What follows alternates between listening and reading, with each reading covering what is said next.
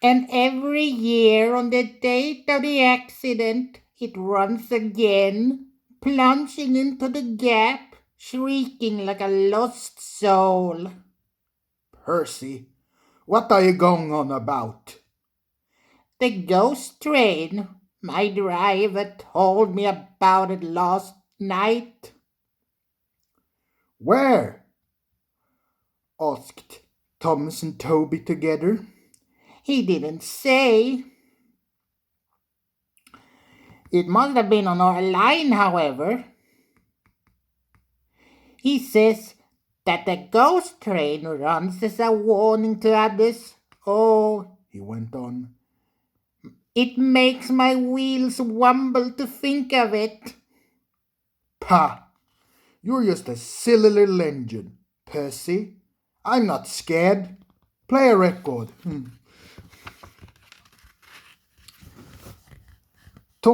Thomas didn't believe in your ghost, Said Percy the next morning.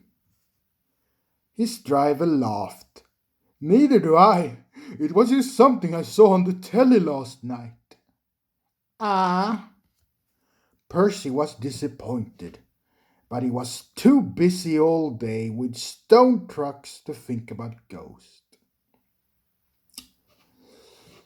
That evening he came back, light engine, from the harbour.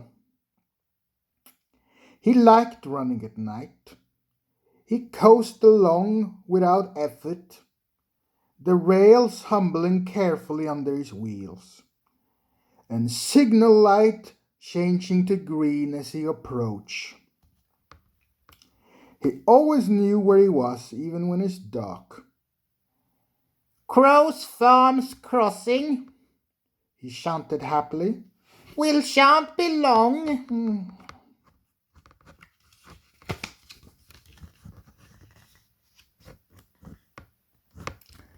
Sam had forgotten that Mr. Crow wanted a load of lime taken to his field. When he remembered, it was nearly dark. He drove in a hurry, bumped over the crossing, and sank his cart's front wheels into the mud at the field gate.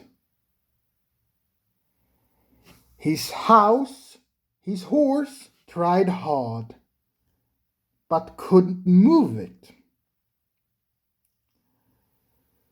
The cart's tail still was still hanging over the railway.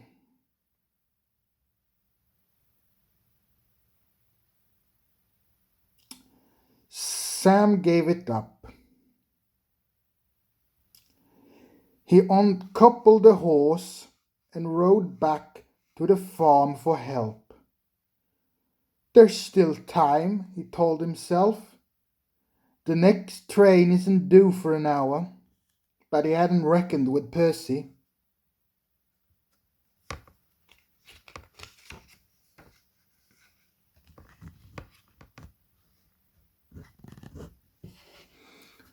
Percy broke the trucks to smithereens.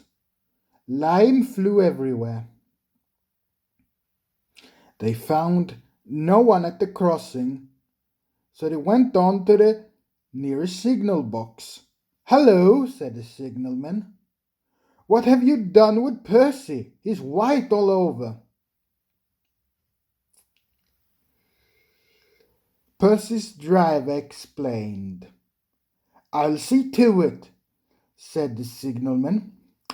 "But you better clean Percy, or people will think he's a ghost." Percy chuckled. Let's pretend I am a ghost and scare Thomas. That will teach him for calling me a silly little engine. On their way, they met Toby, who promised to help.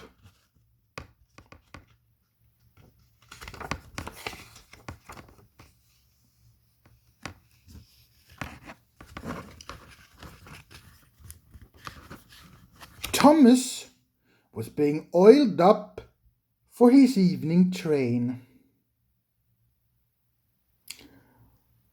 When Toby hurried in saying, "Percy has been in an accident."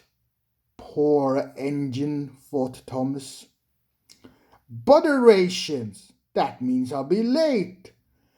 The line is clear for you," Toby went on. "but there's something worse." "Out with it, Toby," Thomas interrupted. "I can't wait all evening." "Have you seen something?" said Toby in a shaky voice. "It looked like a Percy's ghost. It said it was coming to warn us." "Puh, who cares? I'm not frightened, Toby. I'll take care of you."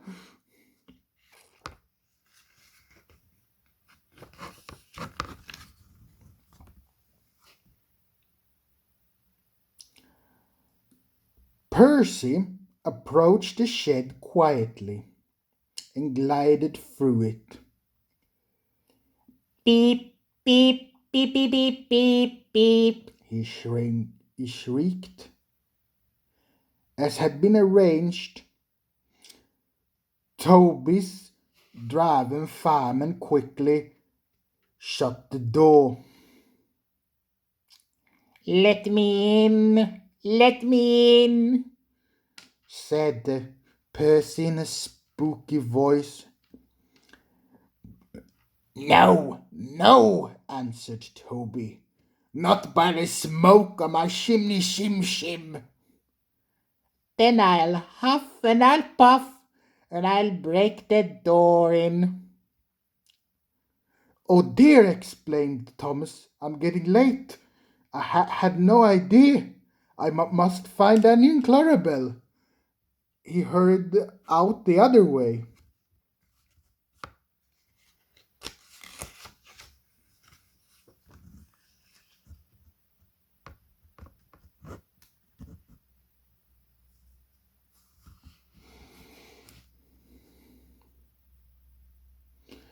Percy was none the worse for his adventure.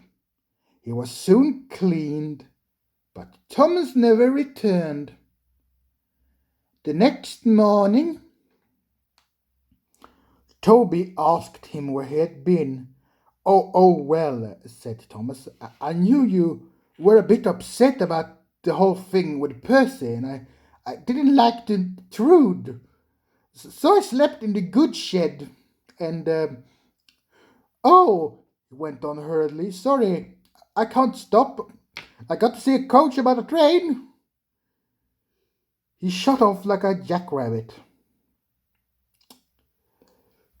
Percy rolled up alongside. Well, he explained. "We all knew about that." "Well, anyone would think," Toby chuckled, "that our Thomas has seen a ghost."